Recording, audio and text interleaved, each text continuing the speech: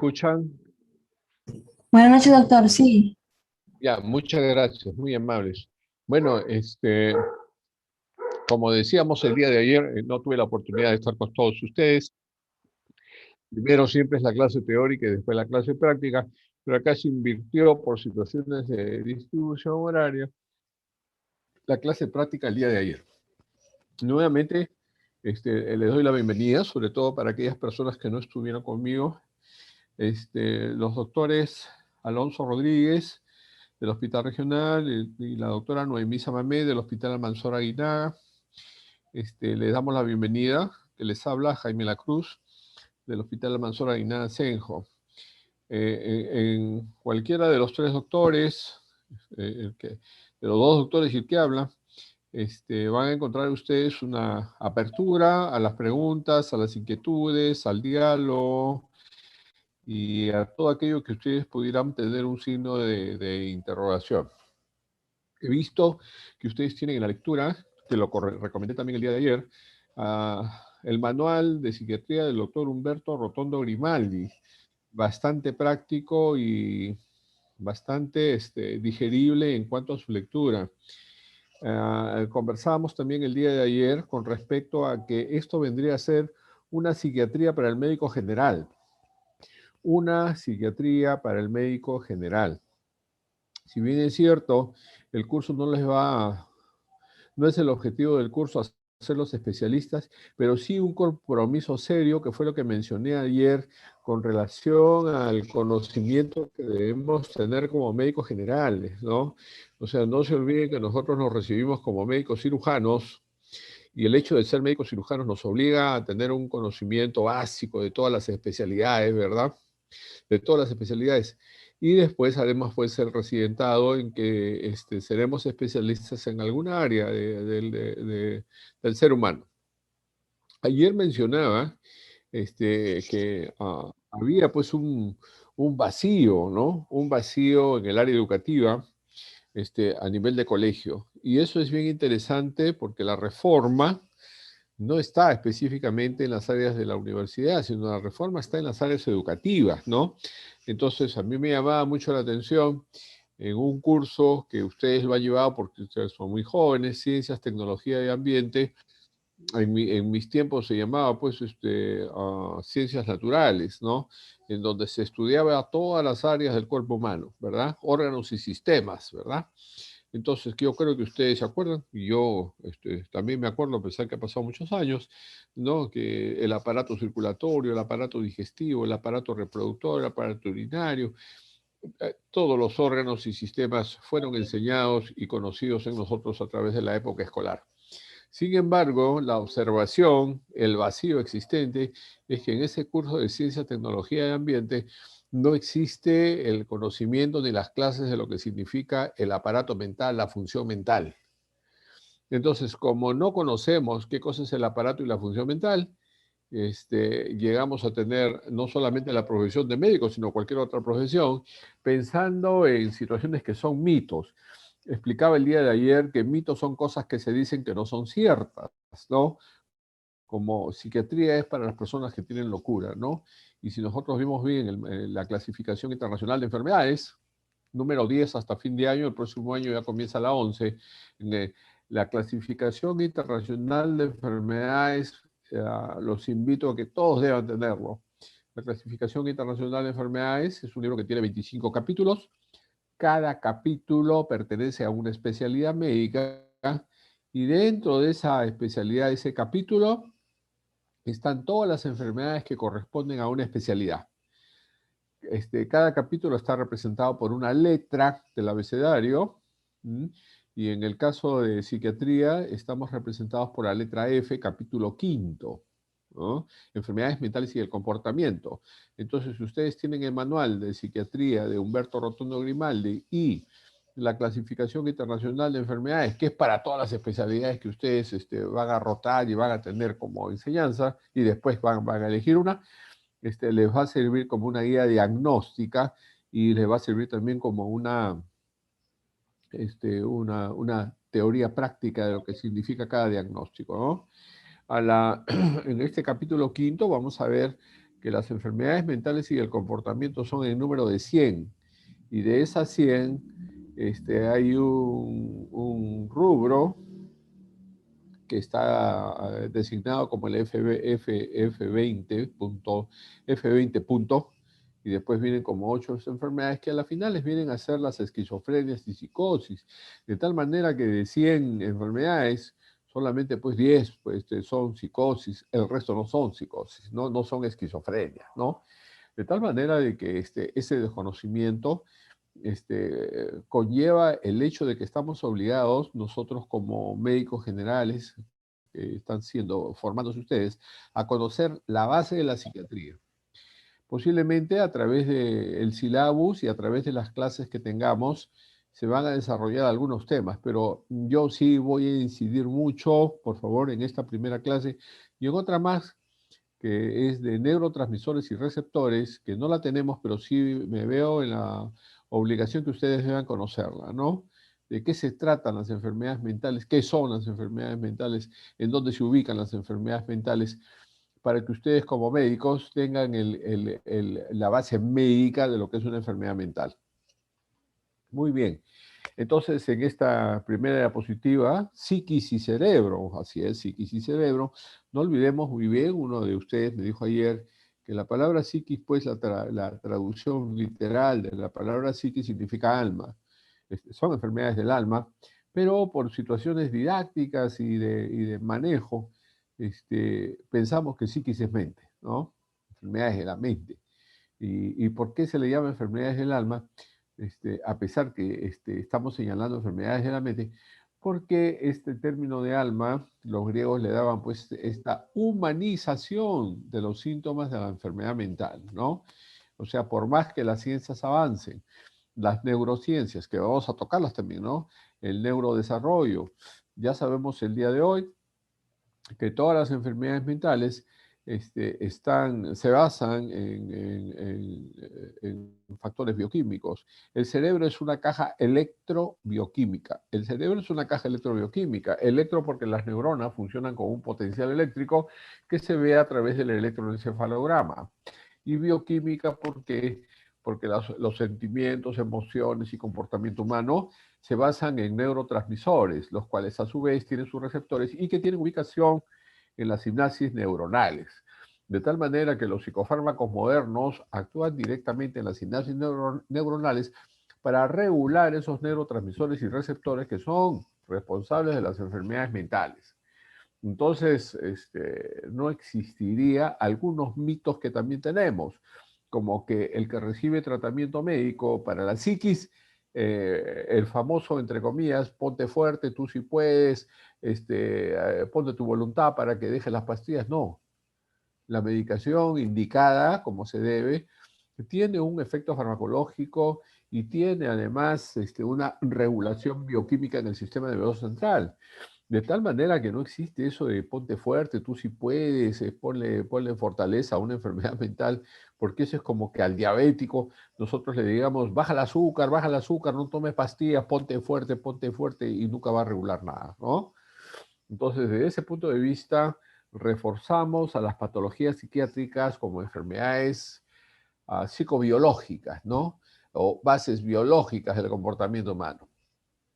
Y en este sentido, nosotros tenemos esta clasificación interesante, ¿no? Es una clasificación práctica del sistema nervioso. Sabemos que tenemos el sistema nervioso central, que es el cerebro, y el sistema nervioso periférico, que es la columna vertebral, y dentro de esa columna vertebral está el sistema nervioso autónomo, que está en todas las cavidades del ser humano, que a la final en las especialidades se centran en lo que es el sistema nervioso autónomo, ¿verdad? Cardiología, neumología, gastroenterología, nefrología, ginecología, todos son órganos autónomos con un funcionamiento autónomo. Cuando hay una desregulación o cuando hay una lesión orgánica, los especialistas de cada área tendrán su intervención correspondiente. En el sistema nervioso central y periférico está la neurología. Pero por acá vemos sistema nervioso relacional. En la diapositiva sobre el lado izquierdo vemos sistema nervioso relacional. Sistema nervioso relacional y señalan las funciones mentales. O sea, me parece interesantísimo, pues. Y efectivamente, nuestras funciones mentales van a estar sanas y se va a ver el reflejo de nuestra salud mental siempre y cuando mi capacidad de relación humana sea buena.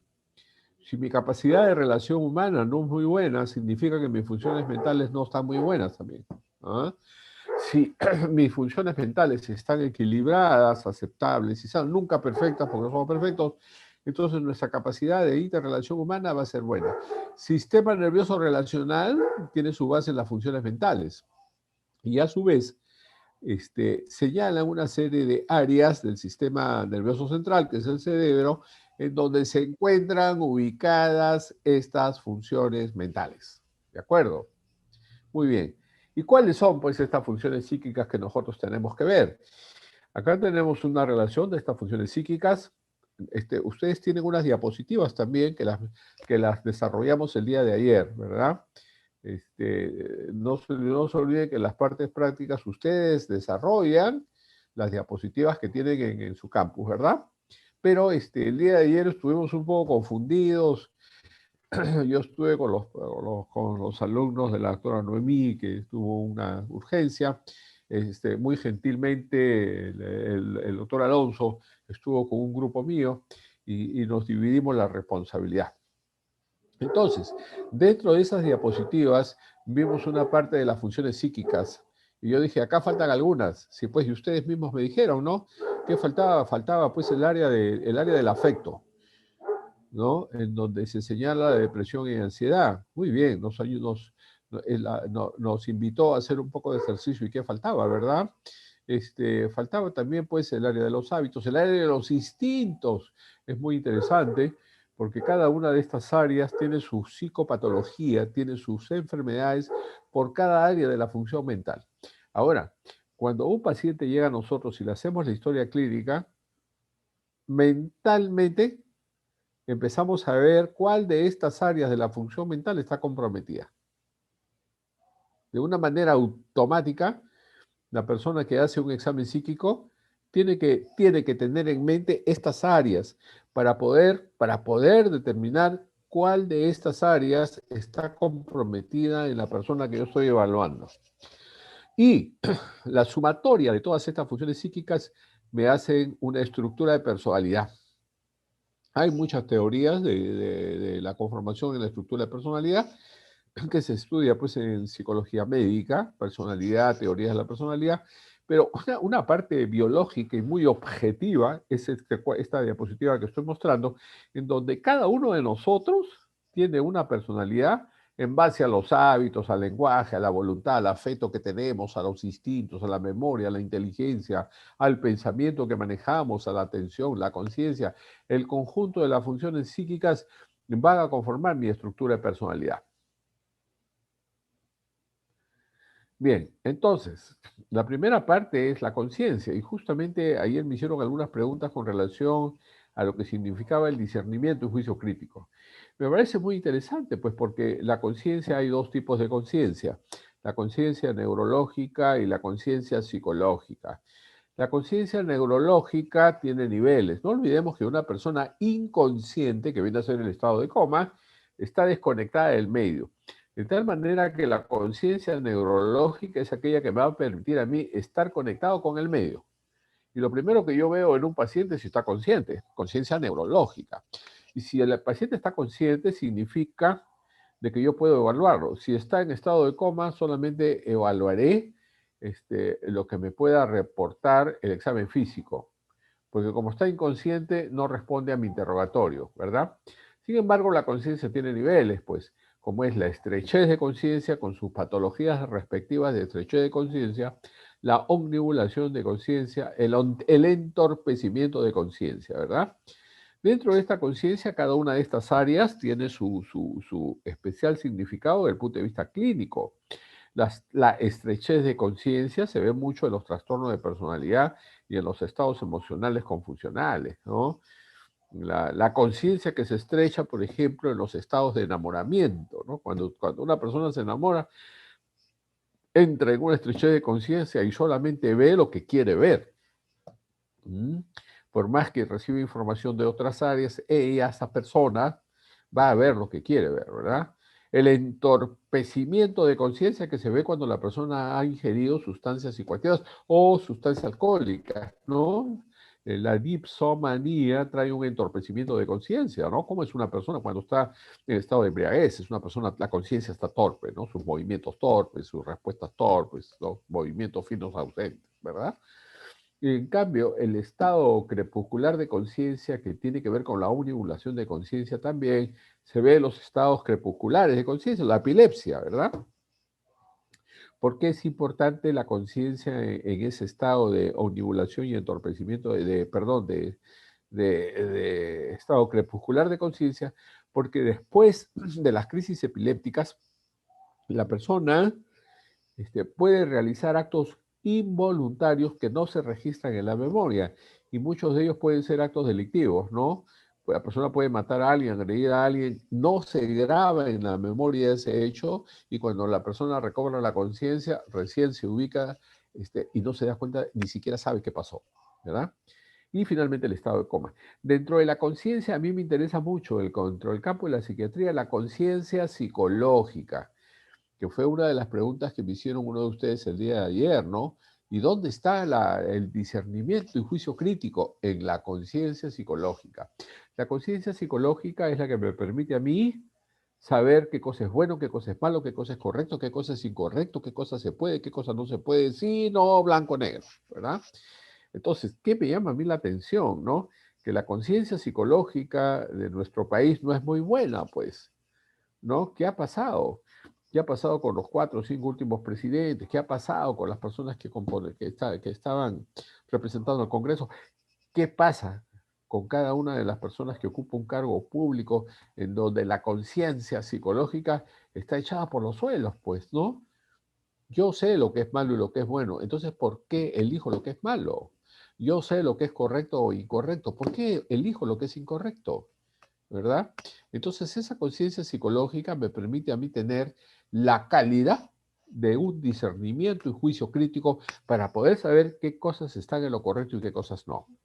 Esta conciencia psicológica tiene una ubicación en el lóbulo occipital, córtex posterior, la corteza del lóbulo occipital. Se origina la configuración de la conciencia, tanto neurológica como psicológica.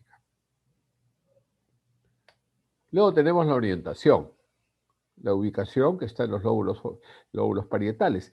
Yo cuando veo a un paciente, yo tengo que ver si está orientado, ¿verdad? Orientado en tiempo, espacio y persona, ¿cierto?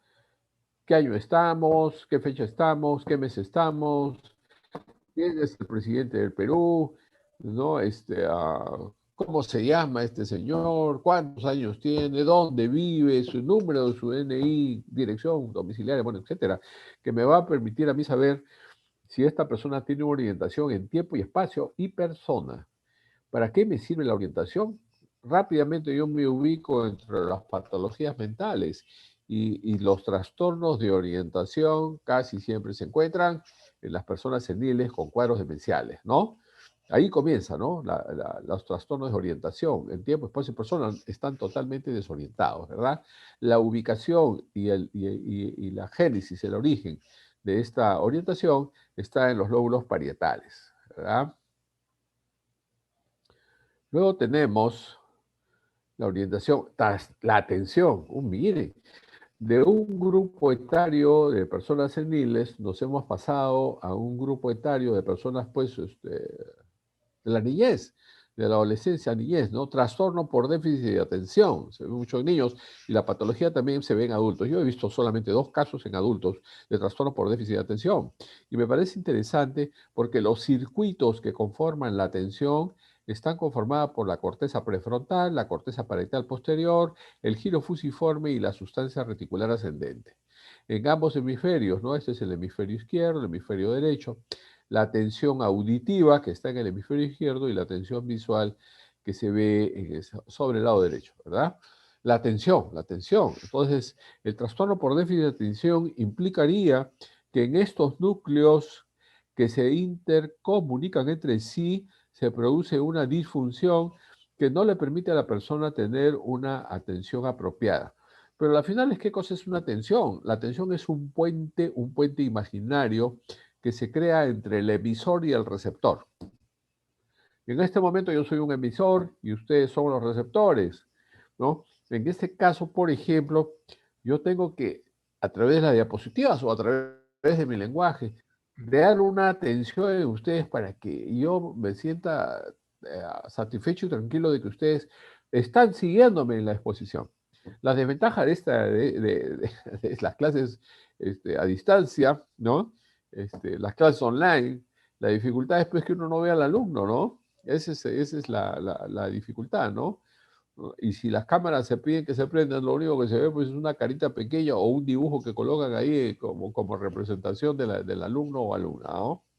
Que me parece interesante, pero que no es muy práctico para fines de valorar atención, ¿no? Trastorno por déficit de atención. Luego viene la memoria. La memoria que está ubicada en el hipocampo, y que tiene que ver mucho con los factores de aprendizaje, ¿no? No olvidemos que nosotros para aprender utilizamos la vista, la audición y el tacto si es que estamos escribiendo, ¿no?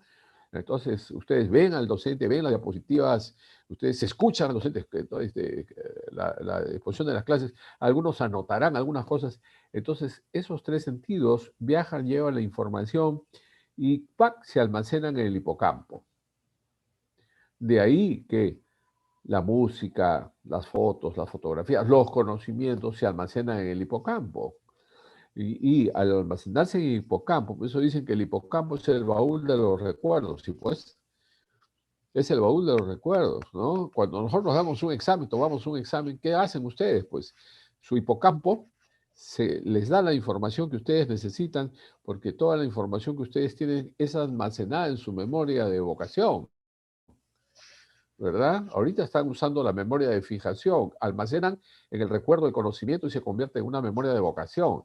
Y cuando va un examen o cuando de repente tienen un paciente, utilizan su memoria de evocación y traen al presente los conocimientos que ustedes tienen, ¿no? Por eso es bien importante, cuando ustedes dan examen, es interesante verlos, pues, ¿no? Porque ponen ustedes un rostro, porque me imagino que hay tanto conocimiento en el hipocampo que no saben cómo sacarlo para poder responder las preguntas de los exámenes, ¿no? Me parece interesante.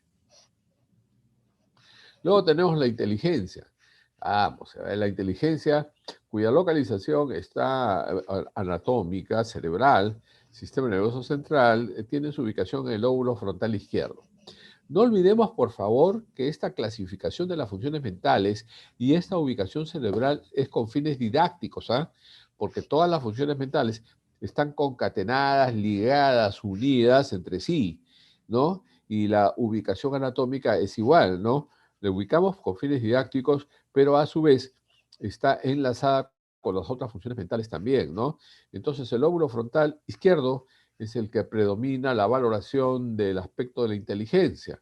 Interesante, pues, las patologías de inteligencia, porque tenemos que conocer los retardos mentales, ¿no? Los retardos mentales leves, los retardos mentales moderados, los retardos mentales graves y profundos, ¿no?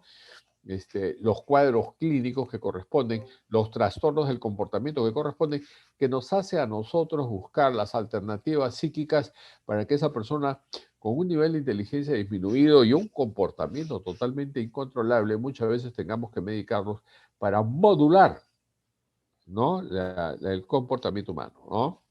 Modular ese comportamiento. Luego tenemos el pensamiento, interesante, porque el pensamiento, y acá tenemos la ubicación, el pensamiento está ubicado en el lóbulo frontal, en el sistema límbico, ustedes lo ven acá, ¿no? Con la letra B, el sistema límbico, ¿verdad? El sistema límbico, el tálamo, ¿verdad? Y la formación reticular ascendente. Esas son las áreas responsables de la conformación de las ideas, del pensamiento. ¿Por qué me interesa a mí la ubicación y las patologías del pensamiento? Porque el pensamiento tiene una anatomía. ¿Cuál es la anatomía del pensamiento? El pensamiento tiene un contenido, el pensamiento tiene una forma y el pensamiento tiene un curso. De tal manera de que en este momento, por ejemplo, en mi pensamiento está el contenido de las funciones mentales y su ubicación cerebral que me permite a mí darle una forma a este conocimiento, una forma para dejarme entender hacia ustedes. Si no tuviera la forma y solamente lo leo, ustedes no me van a entender, ¿no? El pensamiento, la forma y el curso, que viene a ser la secuencia que seguimos con relación al tema, ¿verdad? Cuando me hacen a mí preguntas, yo me doy cuenta si están dentro del tema o no. Algunas veces no siempre, por supuesto, muy pocas veces. A veces me hacen preguntas que están fuera del tema, que no corresponden, ¿no? Digo, esta persona no me ha escuchado y quiere intervenir por alguna razón que no es el tema, ¿no? El pensamiento tiene un contenido, el pensamiento tiene una forma y el pensamiento tiene un curso, ¿verdad? Los hábitos. Los hábitos tienen una ubicación concatenada, por supuesto, ¿no? Cuando nosotros damos ubicaciones anatómicas del cerebro, lo que estamos haciendo es señalar cuáles son las áreas que están conectadas para dar el proceso a los hábitos, ¿no? ¿Por qué es importante los hábitos? Pues porque tiene que ver mucho con los trastornos de la voluntad, que vamos a ver más adelante, ¿no? Dentro de los trastornos de los hábitos tenemos el alcoholismo, ¿verdad? Las sustancias psicoactivas, las drogas, los trastornos de la alimentación también, ¿eh? Por si acaso, ¿no? Entonces, ¿cuáles son las áreas que están comprometidas? Las áreas que están comprometidas en la conformación de los hábitos, ¿no? Entonces tenemos pues el globus pallidus, que tenemos acá, ¿verdad? El globus pallidus, el putamen, el núcleo caudado, ahí estamos, el tálamo, ¿verdad? Y la sustancia, la médula, la sustancia negra, ¿no? Y el núcleo subtalámico. Entonces, todo este circuito se requiere para la conformación de un hábito. Por eso es que cuando un mal hábito se instala, ya no se retira. Queda como un sello en estos núcleos y lo único que se hace es, otro hábito puede ponerse encima de ese hábito, pero el hábito está ahí. O sea, el aprendizaje de ese mal hábito ya quedó. Recién entiendo yo por qué es que cuando uno se somete a un tratamiento de alcoholismo o drogas, esto no tiene curación. Lo que tiene es una compensación y un riesgo que la persona pueda volver a lo mismo. El hábito de la alimentación, que es el más interesante, ¿no? Es un mal hábito, sí es un mal hábito. Pero una vez que tiene uno el mal hábito, ya no lo saca, ¿no? Por ahí que se compensa un tiempo, logra el hábito deseado, baja de peso y otra vez vuelve, ¿no? ¿Por qué? Porque en todo este sistema, del sistema nervioso central, recorre los procesos de aprendizaje, ¿no? El globus pallio, el putamen, el núcleo caudado, el tálamo, el núcleo subtalámico, la sustancia negra, ¿no? Y el ingreso de la médula a través del sistema nervioso central. Entonces, es un sistema bien conformado para yo lograr un mal hábito o como un buen hábito también, ¿verdad? Por eso los hábitos quedan grabados como un sello. La única forma de cambiar un hábito es poner otro hábito encima, pero el hábito queda y en cualquier momento se puede disparar, ¿no? Y ahí aparecen las patologías psíquicas de las dependencias, ¿no? Sustancias psicoactivas, alcohol, drogas y otras sustancias y otros elementos que se hacen también habituales, ¿no? Como son los trastornos de la alimentación. También hay personas muy sui generis que tienen un estilo de personalidad, ¿no? Las personas que se hacen adictas a personas, se vuelve un hábito ver a la persona y se le hace muy difícil cortar una relación emocional, ¿no? Hay también, ¿no? Hay también. Bien, dentro de las funciones mentales, ¿no? Tenemos los instintos, ¿no? Me parece interesante ver el área de los instintos, ¿no? El área de los instintos están clasificadas en tres grandes áreas. Los instintos de conservación de la especie son tres. ¿Cuáles son estos tres instintos de conservación de la especie?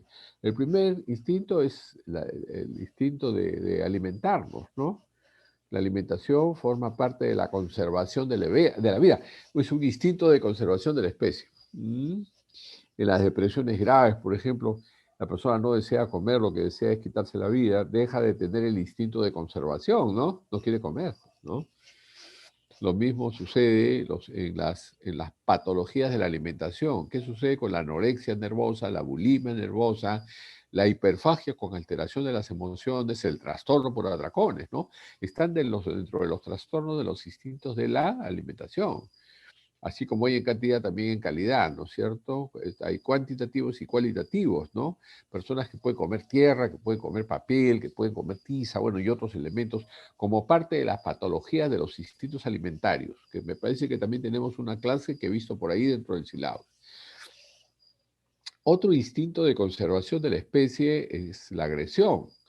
Bueno, la agresión no es mala siempre y cuando yo la utilice como un mecanismo de defensa, ¿no? O en defensa de los míos, ¿verdad? Ustedes ven al papá, a la mamá que está siendo agredida, a la hermana, a los hijos, inmediatamente pues uno reacciona, ¿no? Y posiblemente con una agresión justificada, porque está defendiendo la vida de uno mismo y la vida de sus seres queridos, ¿no? La agresión se vuelve patológica cuando es injustificada o sin razón. Y ahí también el perfil genético del hombre peruano también pues está medio señalado, medio no, bastante señalado, ¿no?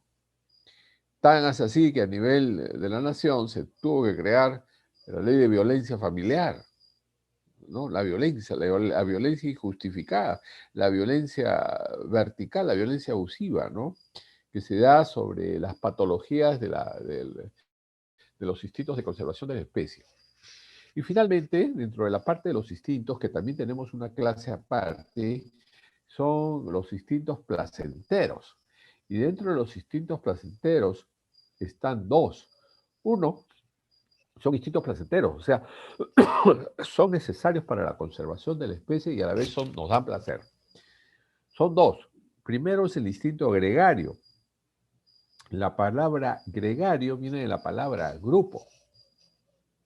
Yo necesito pertenecer a un grupo, yo necesito ser aceptado por el grupo, yo necesito reconocimiento de mi grupo. ¿Cuáles han sido pues, las consecuencias post-COVID? ¿No? Ha habido consecuencias psicojurídicas post-COVID. ¿Cuáles han sido las consecuencias psíquicas del COVID? Justamente ha tocado los instintos gregarios.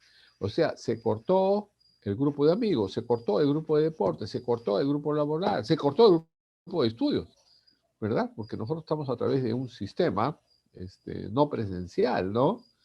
¿Verdad? El sistema online de aprendizaje. Pero al final ese instinto placentero de pertenecer a un grupo, de ser aceptado por mi grupo, reconocimiento de mi grupo, acercamiento de mi grupo se perdió.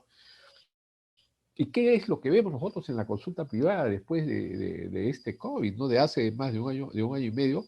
Estamos viendo un gran porcentaje elevadísimo de personas que nos visitan por trastornos de ansiedad generalizada, trastornos de pánico y trastornos depresivos ya en un segundo lugar, pero en menos cantidad. Más lo que ha habido son trastornos del afecto, trastornos de ansiedad, trastornos de pánico, trastornos de ansiedad generalizada, ¿no? En donde se ha tenido pues que recurrir a los tratamientos médicos, a pesar que le hemos hecho a través de consultas online, hemos hecho lo posible por hacer consultas presenciales, ¿no? Porque lo ideal en una entrevista psiquiátrica es la presencia del terapeuta, la presencia del médico frente a esa persona que va a necesitar de otra persona, ¿no? Las cámaras, etcétera, no ayudan mucho en que tanto se requiere de la presencia física pues, del terapeuta, ¿no? que es parte del tratamiento.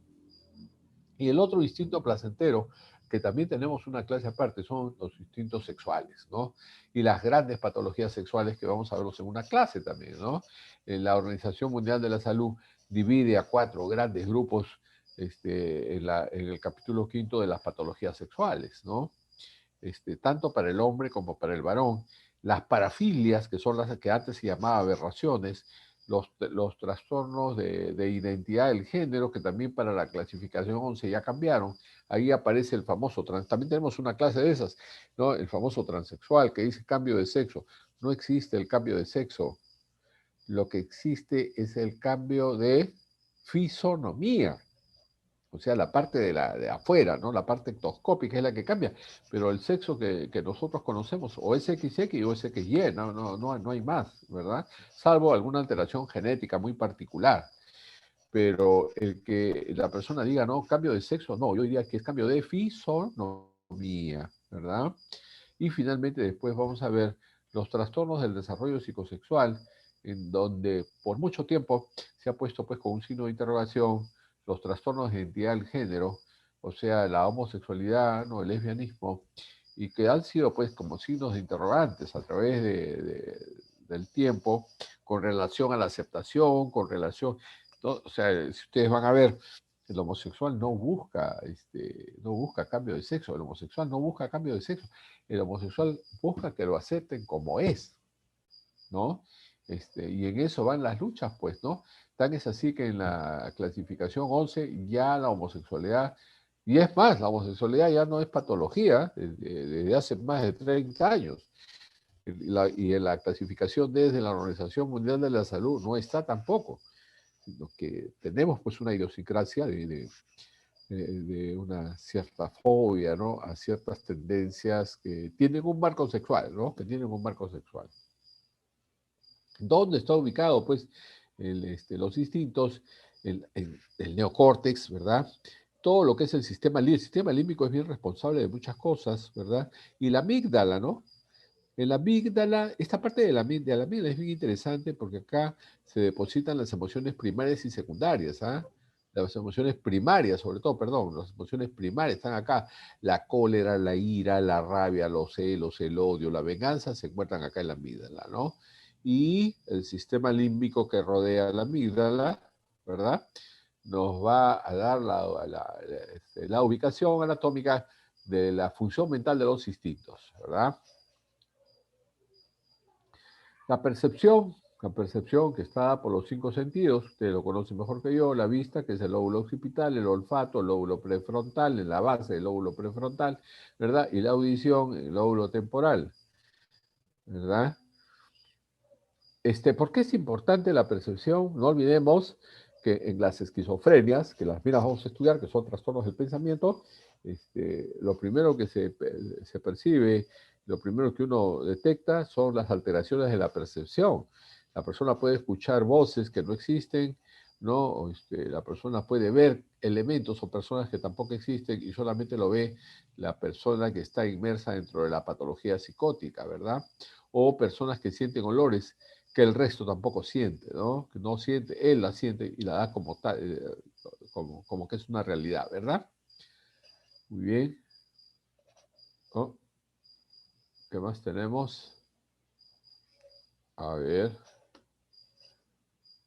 Ah, creo que tenemos acá.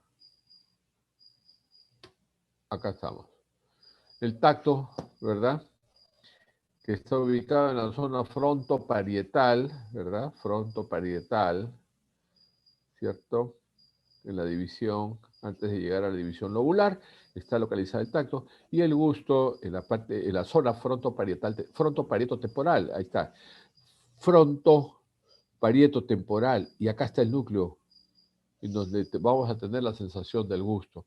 Entonces, los 5 sentidos tienen una ubicación cerebral, por eso es que estas áreas están señaladas como el sistema nervioso relacional. Más sanas están mis áreas mentales, mejor capacidad de relación voy a tener. El lenguaje, interesante, nosotros no vemos, solamente vemos espasmofemias, pero lo primero que vemos pues es la forma de comunicación de la persona, ¿verdad? El lenguaje expresado y el lenguaje comprensivo, que está ubicada pues en el área de Broca y el área de Wernicke, ¿verdad? En los lóbulos que están señalados, ¿no? El lóbulo prefrontal para el área de Broca, el área de Wernicke, que está ubicada en la zona parieto temporal posterior, ¿verdad? Parieto temporal posterior, que nos va a permitir a nosotros conocer el lenguaje verbalizado y el lenguaje comprensivo, ¿verdad? Nosotros generalmente lo que vemos son espasmofemias, que son las tartamudeces secundarias a estados de ansiedad, ¿no? El afecto, que es lo que hablábamos hace un momento, ¿verdad? Interesante, acá está la la amígdala, que está cubierta por el lóbulo temporal, ¿no? La amígdala en su centro, que nos va a permitir a nosotros también, recubiertas por el hipocampo, como señalé hace un momento, y el lóbulo frontal, que nos va a permitir, nos va a conducir de nexo dentro de estas emociones primarias. O sea, ¿cómo es esto, no? Existen emociones primarias y emociones secundarias. Las emociones primarias están localizadas en la amígdala. Ahí está. La cólera, la ira, la rabia, los celos, la venganza, el odio. Ahí está. Pero existe una comunicación entre la amígdala y el lóbulo frontal, y este lóbulo frontal me va a permitir a mí modular mis emociones primarias para que se conviertan en emociones secundarias. Esta es la explicación de lo que nosotros conocemos como inteligencia emocional. La inteligencia emocional no es otra cosa que esa comunicación que existe entre la amígdala y el lóbulo frontal. Curiosamente, en algunas personas no existe este nexo, ¿no? Que son las personas altamente instintivas, sobre todo las personas orgánicas, ¿no? Y las personas que manejan bien sus factores emocionales tienen una buena conexión. Sin embargo, hay las emociones son violentas, pues, ¿no? No, todos nosotros hemos pasado, de repente, pues, por alguna situación tan difícil, ¿no? Tan difícil de poder, de repente, controlar una emoción violenta, ¿no? Y después razonamos, ¿no? Por eso, cuando hablan de inteligencia emocional, yo me pongo a pensar, ¿no? Bueno, no es tan fácil, ¿no? No es tan fácil, no es tan fácil. No es tan fácil, ¿no? Luego tenemos la voluntad, ahí estamos también, ¿no? Que está localizado, ¿no? En los ganglios basales, que hemos señalado anteriormente en una diapositiva, más la corteza frontal, trastornos de la voluntad. Y ahí también está, pues, lo que mencioné hace un momento, ¿no? El consumo de alcohol y el consumo de drogas, ¿no? Y todo lo que signifique conductas adictivas corresponden a trastorno de la voluntad. Es ni hablar, ¿no? Trastorno de la voluntad. Están ahí, pertenecen ahí a este tipo de patologías, en donde todo el sistema mencionado, ¿no? El núcleo accumbens, ¿no? El hipocampo, etcétera, conforman un circuito de aprendizaje que es tan difícil después cambiar. Ese hábito, el hábito de la voluntad, vienen insertados de la mano, ¿no? Vienen caminando de la mano, como trastornos de la voluntad. Bien, doctores, estas diapositivas también las voy a dejar en su campus para que ustedes puedan darle una revisada, ¿no? A esta información le falta conocer un esquema de neurotransmisores y receptores, ¿no? O sea, ¿cuáles son los neurotransmisores y receptores principales de las principales patologías psíquicas, ¿no? No olvidemos lo que hemos visto hoy día son las funciones mentales como sistema nervioso relacional, que es la base del examen psicopatológico, ¿verdad? Cuando yo entro a examinar a un paciente, tengo que conocer las funciones mentales para poderme ubicar en qué parte de las funciones mentales está la patología que yo supuestamente, clínicamente, voy a diagnosticar. Bien. ¿Alguna pregunta, doctores?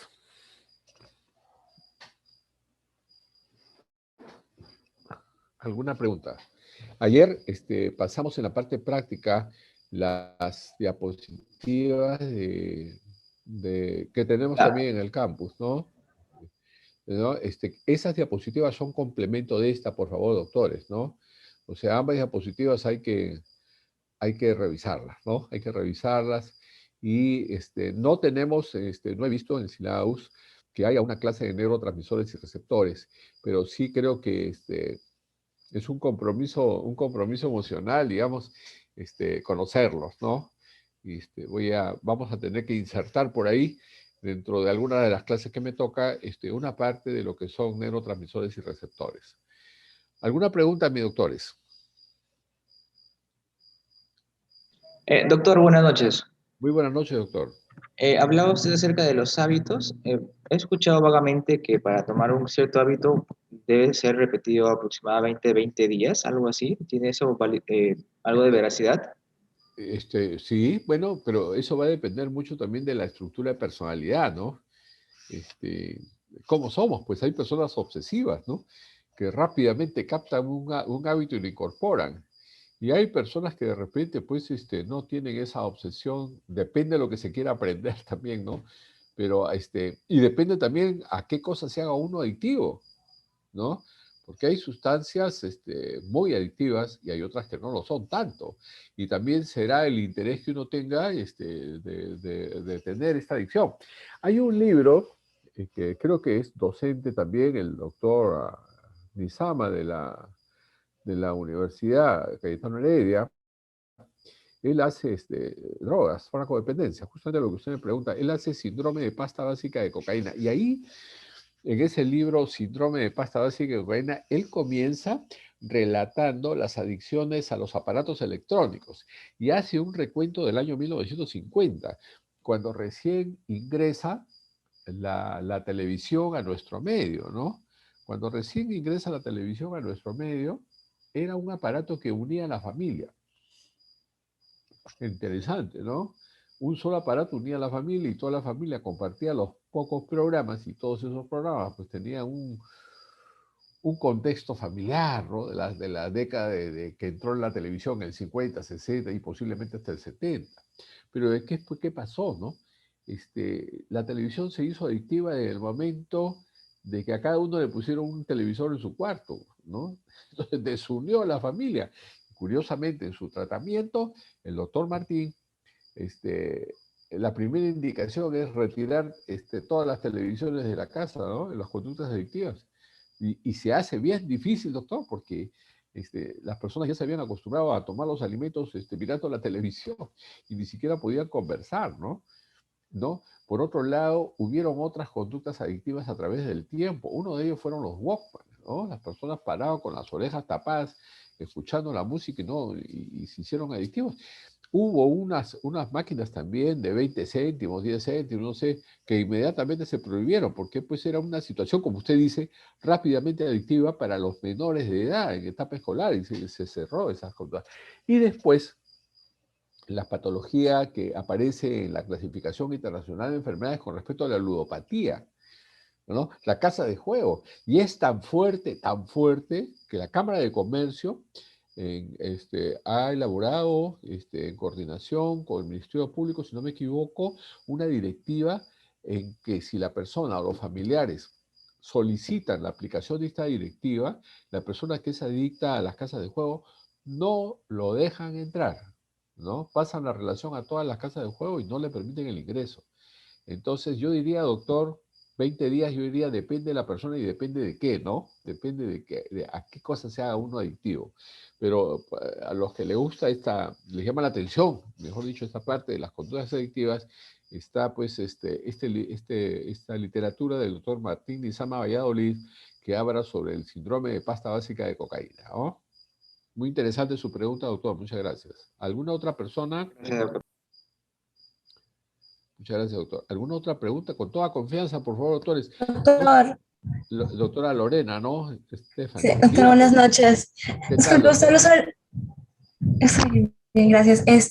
Sobre el tema, usted habló sobre el tema de los instintos y me entró curiosidad sobre que yo he escuchado varias veces cuando la mujer dice, es que tengo instinto de madre, tengo instinto, mi instinto de mujer me dice que me engañas. Entonces yo quisiera saber si ese tipo de instintos entra en el campo de instintos en la psiquiatría o simplemente son dichos populares. Yo diría más bien que la palabra sería intuición, ¿no? Estoy intuyendo que está pasando algo, ¿no? Más que instinto sería intuición, ¿no? Intuición. Y en ese sentido, doctora Lorena, bueno, las madres tienen una intuición sabia, ¿no? ¿O será que las madres conocen tanto a los hijos? Pero yo lo que admiro es esa intuición de la madre, ¿no? Yo creo que la sabiduría de la mamá, a pesar que muchas de las madres no tienen mucha calle, ¿no? Son sabias, pues, ¿no? Yo diría más bien intuición materna, ¿no? Intuyen las cosas, ¿no? Y salen, ¿ah? Y salen. Hay que obedecer nomás. Hay que obedecer, ¿no? Muy bien. ¿Alguna otra pregunta, por favor? Doctor, buenas Dígame. noches. Buenas noches. Eh, ¿Existe algún tipo de relación entre hábitos y voluntad en cuanto a las formas? O bueno, ¿por qué es que los malos hábitos suelen formarse más rápido que los buenos hábitos. ¿Será que los malos hábitos son placenteros? O sea, los malos hábitos son placenteros y son más rápidos porque los malos hábitos son un reflejo de una huida de algo, ¿no? Una negación de algo. Y como son más placenteros, se hace más rápido.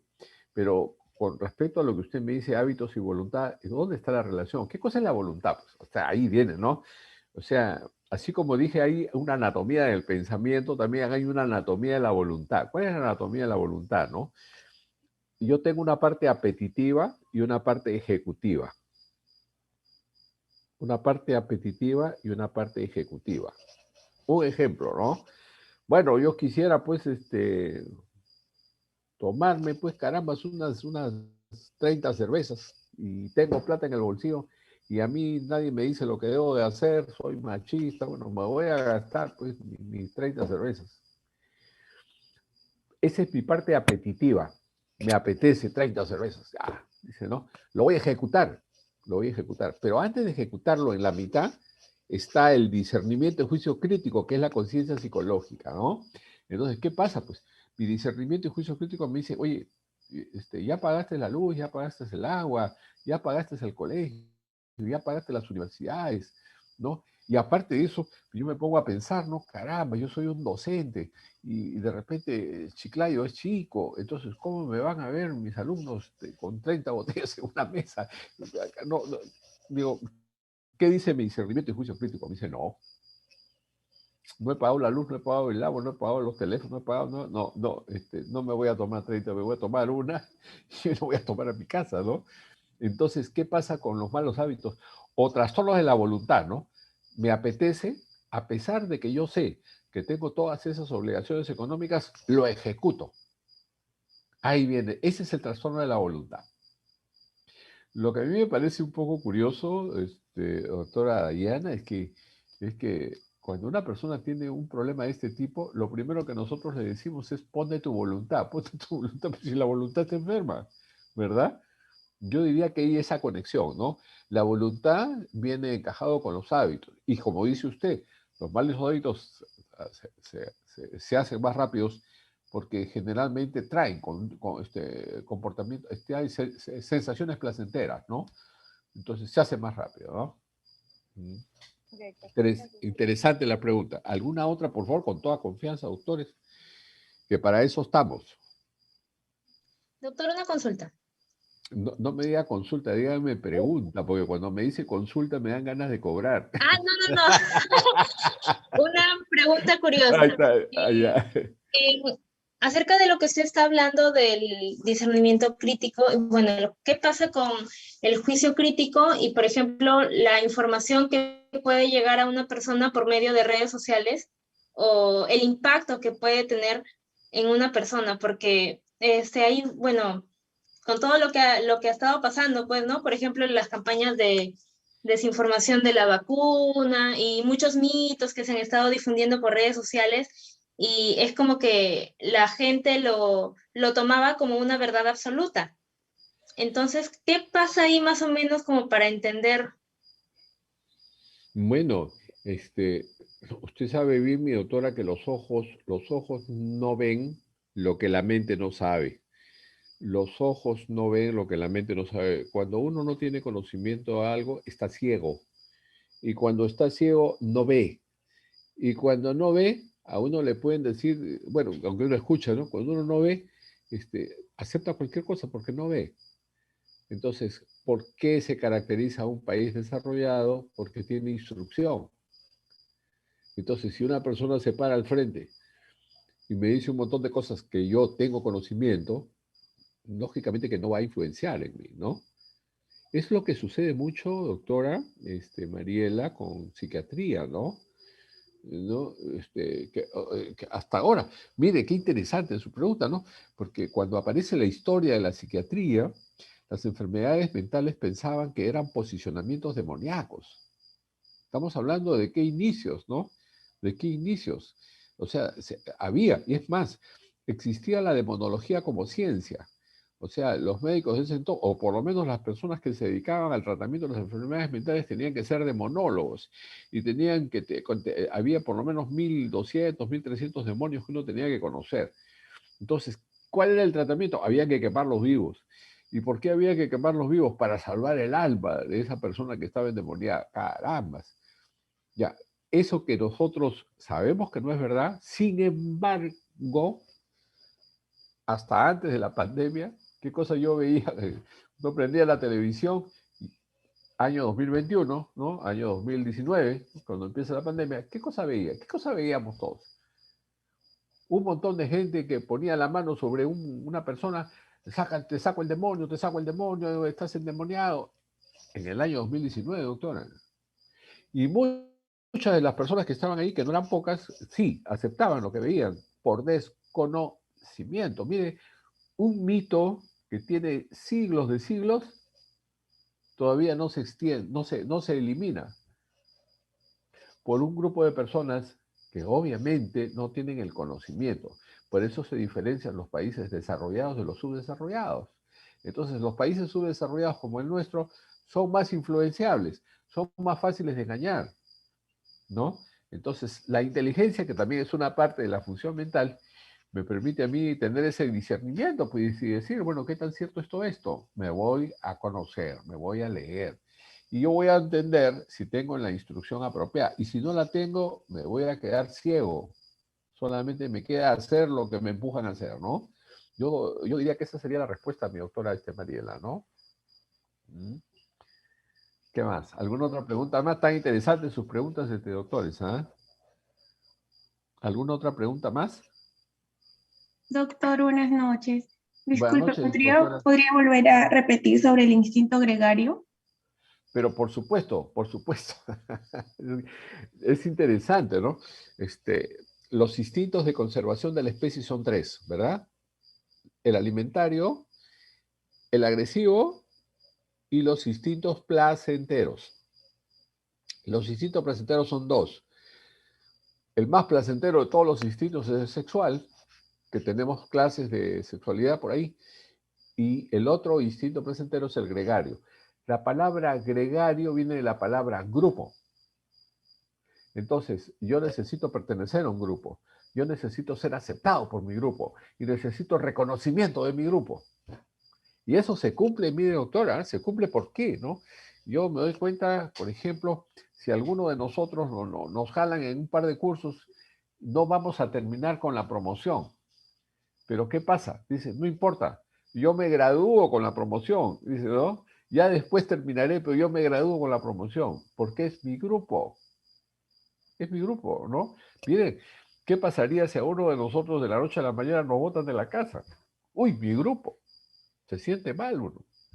Se siente muy mal, ¿no? Que a uno lo suspendan, que a uno lo saquen, que a uno lo boten de un grupo, es bien duro. Porque es un instinto placentero, tanto como el sexual, mire. Entonces, con esto de la pandemia, ese instinto placentero lo decapitaron, ¿no? Porque todos los grupos a los cuales uno pertenecía, lo volaron, pues, ¿no? ¿Qué pasó con mis amigos? ¿Qué pasó con los que yo salía? ¿Qué pasó con los que yo estudiaba? ¿Qué pasó con mi grupo de mi salón, ¿no? Mi salón, yo me sentía incluso extraño, ¿no? Porque a mí me gusta mucho la docencia. De repente, de la noche a la mañana, yo me acuerdo que subía a mi camioneta y me sentía extraño. ¿Y por qué me sentía extraño? Porque en la guantera de la camioneta había un plumón y una mota. Yo decía, caray, esto ayer yo lo estaba utilizando para las clases y ahora el plumón y la mota ya pertenecen al pasado. Miren, entonces esto ha traído consecuencias psicojurídicas. O sea, ha traído consecuencias psíquicas, pero también ha traído consecuencias legales, jurídicas, ¿no? Entonces, ¿cuáles son las consecuencias psíquicas que han traído? Primero, como dije hace un momento, lo que más hemos visto son los trastornos de ansiedad generalizada, trastornos de pánico. Miedo, un miedo no manejable. En segundo lugar, lo que ha traído son los síndromes de duelo por pérdida. Carambas, hasta ahora, ¿no? Uno se despertaba, o se despierta hasta ahora, ¿no? Oye, que murió tal, que murió cual, que murió el otro, que murió que murió más allá, que murió más acá, ¿no? A la final es El único negocio creo que ha sido próspero han sido las funerarias, ¿no? Porque las funerarias no se cansaban de vender cajones para los muertos. Entonces, esas han sido las consecuencias psíquicas del aislamiento. Ha traído también consecuencias jurídicas, mire, bien interesante, porque tiene que ver con con la cibernética. Porque cuando se dio el toque de queda, antes del toque de queda uno prendía la televisión, a uno lo asaltaban, lo tiraban al suelo, lo magullaban, ¿no? O sea, aplicaban la violencia para la comisión de delitos. Cuando hubo el toque de queda, no aparecía ningún delincuente en la calle. O sea, no había asaltos, robo a mano armada, no había. Pero ¿qué pasó? La delincuencia también es inteligente y se fue a estos aparatos, a las laptops, a las computadoras, y empezaron los delitos informáticos. Esas son las consecuencias psicojurídicas. Entonces, los delitos informáticos también se dan y tiene que ver con las conductas adictivas que estábamos viendo hace un momento. Por eso los niños son unos tromes con estos aparatos. Conocen mucho mejor que uno el manejo de los aparatos. Es rápido, se ve por todos lados. Pero eso también es riesgoso, sí, pues porque hay personas que aprovechan estos espacios cibernéticos para tener abusos con menores, relaciones con menores, ¿no? Que en algunos casos vienen a ser parafilias también, ¿no? Que están dentro de los delitos de la libertad sexual.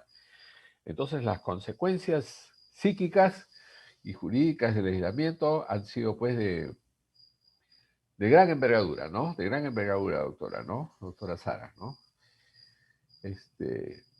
Bien, no sé si eso contesta su pregunta. ¿Alguna otra pregunta, por favor, doctores?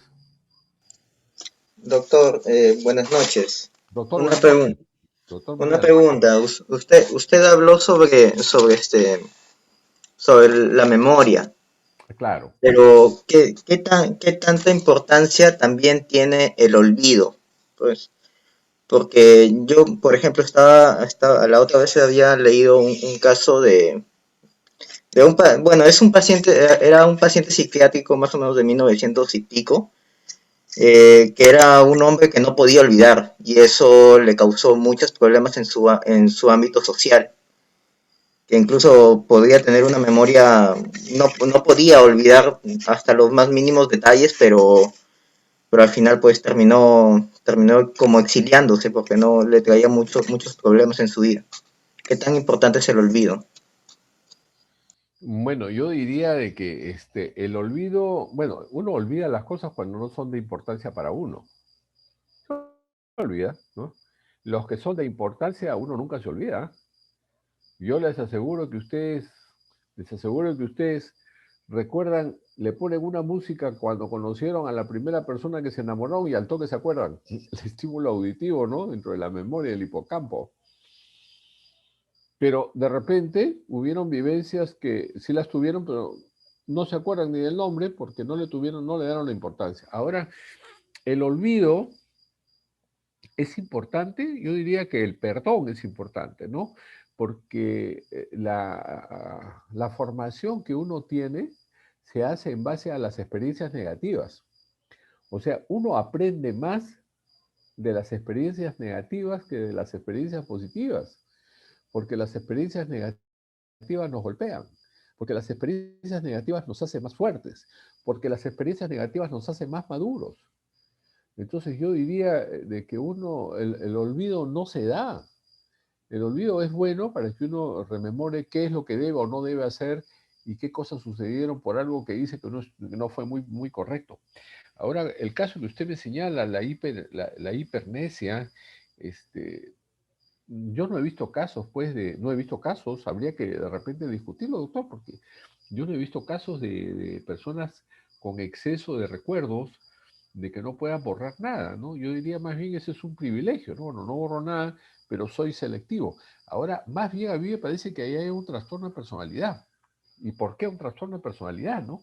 Porque cuando uno pasa por situaciones negativas en la vida, uno pasa por un periodo de duelo, no solamente por muerte de ser querido, ¿ah? O sea, hay aspectos negativos en la vida que también uno entra en duelo, como puede ser la ruptura emocional, ¿no? De una enamorada, o como puede ser, pues, que lo jalaron en un ciclo, o como puede ser la pérdida económica, o una mudanza. También una persona puede entrar en duelo por una mudanza, ¿no? Entonces, los duelos deben durar en una persona sana, de 3 meses a un año.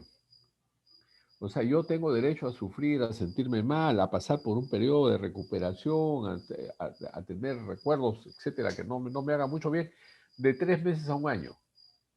Después del año, la persona ya debe entrar dentro de un camino que siempre tuvo. Cuando pasa el año, ya se convierte en duelo patológico. Entonces, si esta persona tiene recuerdos y los recuerdos no lo dejan en paz o le entran, yo diría que más bien es un trastorno de personalidad, ¿no? En donde entra esta persona a tener unos recuerdos que no son muy buenos y vienen a ser los duelos patológicos, ¿no? En donde ahí está el recuerdo, ahí está el recuerdo. 2 casos he visto, por ejemplo, ¿no? Yo recuerdo mucho una persona de sexo femenino, tendría pues unos 40 años, se sentó y me empezó a hablar de la muerte del esposo. O sea, que con tal ahínco, la muerte del esposo, la muerte del esposo. Yo le escuchaba, ¿no? Y al final digo, disculpe, ¿cuándo ha fallecido el esposo? Yo pensé que había fallecido hace 20 días, no pensé, ¿no? El esposo había fallecido hace 20 años. Entonces ahí ya hablamos de un trastorno de personalidad. Y el segundo caso que vi, bastante interesante también, de una profesional en psicología, graduada también en Derecho, muy interesante, bastante inteligente, que su padre había muerto casi 15 años atrás. Yo pensé que el papá había fallecido hace 2 meses. Es más, había mandado a hacer una gigantografía del tamaño de una pared de su cuarto del papá, habiendo pasado ya 15 años.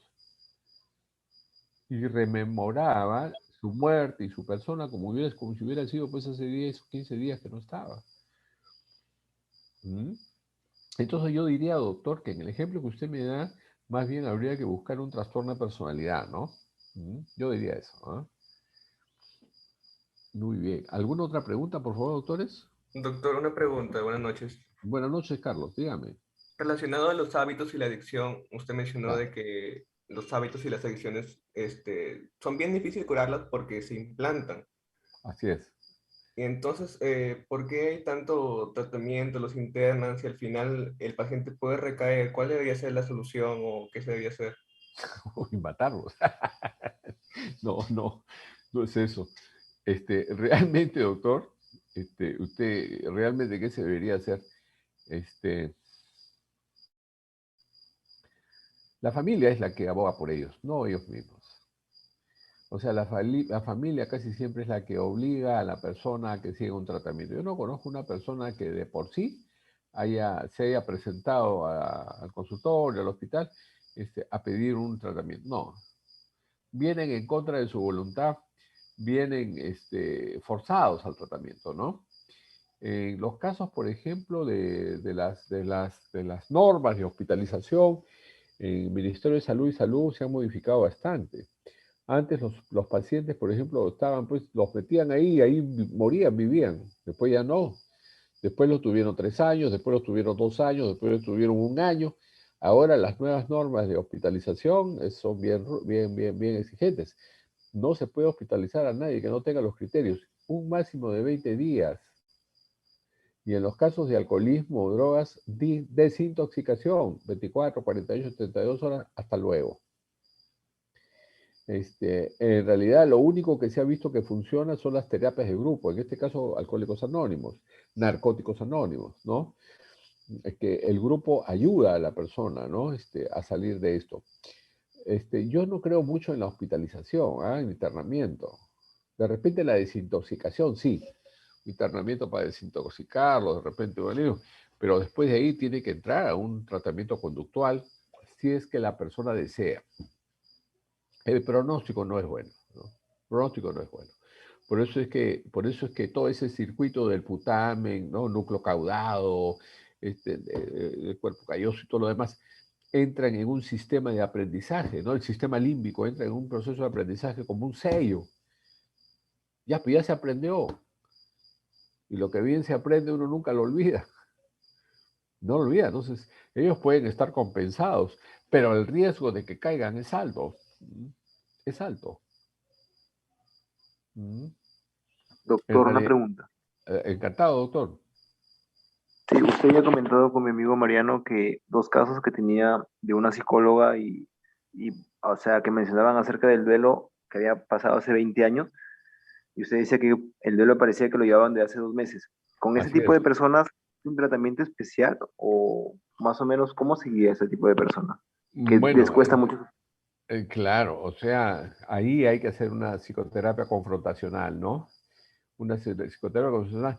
Cuando una persona entra a un tratamiento es porque quiere entrar, ¿no? Y no es a corto plazo. No es a corto plazo. Ayuda mucho los antipsicóticos, a pesar que la persona no sea psicótica, ayuda mucho porque modula el contenido de las ideas. Y ahí lo que se tiene que trabajar es la muerte, pues, ¿no? O sea, la aceptación de la muerte, la aceptación de que los seres humanos, pues, doctor, nacemos, crecemos, nos reproducimos y ya nos vamos, ¿no? Lo que pasa es que en nuestro país no tenemos la cultura de muerte creo que ha sido impuesta a raíz del COVID entre nosotros, ¿no? O sea, que a la fuerza estamos aceptando la muerte, a la fuerza, pero en otros países la aceptación de la muerte se da como tal, ¿no? Yo creo que se debe trabajar mucho sobre lo que significa la agonía, la muerte, y usted me hace acordar que hay una especialidad, ¿no? De tanatología, que no es la tanatología de medicina legal, ¿ah? Por si acaso, ¿no? Porque hay en medicina legal, que yo estuve enseñando el ciclo pasado también, pero ya no me he llamado, creo que ha llegado el otro doctor, se habla de tanatología. Pero, ¿qué pasa? Esta tanatología no es medicina legal, sino esta tanatología capacita a los profesionales en el conocimiento de la muerte. Y en las enfermedades crónicas, como es oncología, ¿no? Diálisis, etcétera, entra el equipo cuando el enfermo está en estadio terminal. ¿Mm? El acompañamiento al enfermo en sus últimos episodios y se trabaja con la familia de la persona que ya se va a ir. A esa tanatología se refiere, ¿no? Como especialidad, ¿no? El departamento de tanatología, ¿no? Entonces hay una persona que está de repente en estado agónico o ya sabemos que va a morir, entra el grupo y trabaja la muerte, ¿no? Como tal. Entonces en estos casos lo que se trabaja es eso, ¿no? Una terapia confrontacional con la aceptación de lo que significa la muerte, ¿no? Y la vida también, ¿no? Y la vida también, ¿no? Lógicamente que los psicofármacos acá ayudan bastante, ¿no? Los ansiolíticos, ¿no? De acuerdo a la estructura de personalidad también, ¿no? Hay personas depresivas, ¿no? Y esto las deprime más todavía. Depende, pues, del cuadro clínico que uno encuentre, ¿no? ¿Mm? Muy bien. ¿Alguna otra pregunta más, doctores? Con mucho gusto. Doctor, una pregunta. Dígame, doctora Andrea. ¿Hay alguna predisposición genética a tener, entre comillas, buena memoria? ¿O por qué, por ejemplo, hay personas que pueden tener mejor memoria a corto plazo y no a largo plazo? O si no, usted dice de que a veces uno no olvida o olvida lo que no le importa, pero ¿qué pasa cuando olvidas lo que sí te importa? Entonces no te importaba, pues. No te importaba. No te importaba lo suficiente. Pero, ¿qué es esto? Pues, o sea, hay dos tipos de memoria, ¿no? Hay muchas memorias, pero las memorias que debemos conocer son dos: la memoria de fijación y la memoria de evocación. La memoria de fijación es para hechos recientes, lo que recién pasa, ¿no? Ustedes, los jóvenes, por ejemplo, tienen buena memoria de fijación. En cambio, la persona anciana tiene mala memoria de fijación. Ustedes se van a visitar, por ejemplo, a los abuelos, etcétera, ¿no? ¿Dónde dejé mi DNI? ¿Dónde dejé mi billete de 100 soles que está acá? Y lo miran a uno con mala cara, ¿no? Y cuando el abuelo tiene los 100 soles acá en el bolsillo y no se da cuenta, ¿no? O sea, olvidan. La memoria de fijación en gente joven como ustedes es buena. En cambio, en gente anciana, la memoria de fijación no es buena.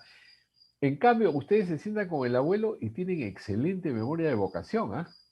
Caray, se acuerda cuánto costaba un pan de hace 100 años y se acuerda cuánto costaba una Coca-Cola. Incluso monedas que ya no existen o de repente precios que a nosotros nos llaman la atención y que ellos lo tienen presente en la memoria de evocación. En cambio, ustedes, los jóvenes, tienen mala memoria de evocación, se olvidan rápido. Ahí está lo que usted me dice. ¿Por qué me olvidé? Porque las personas jóvenes tienen mala memoria de evocación. Por eso prestarle plata a una persona joven como ustedes o prestarles un libro, nada, no lo devuelven. Es difícil. Buena pregunta, doctora Andrea. Buena pregunta. ¿Alguna otra pregunta? ¿Ya no hay preguntas? ¿Ya se cansaron de las preguntas? Doctor, buenas noches.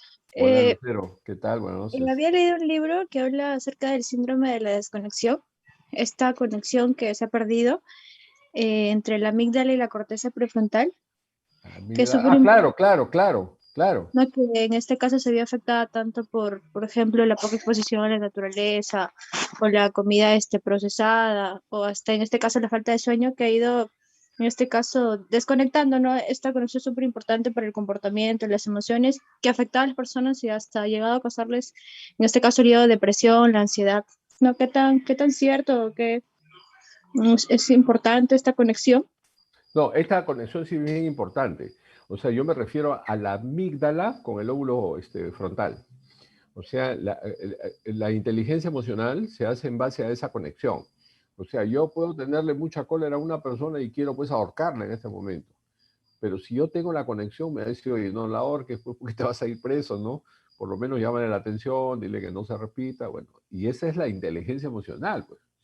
Entonces, ¿qué sucede? Sí hay estudios, doctora Katia, sí hay con respecto a psicópatas. Por ejemplo, los asesinos en serie, los criminales natos, no tienen esa conexión, son instintivos.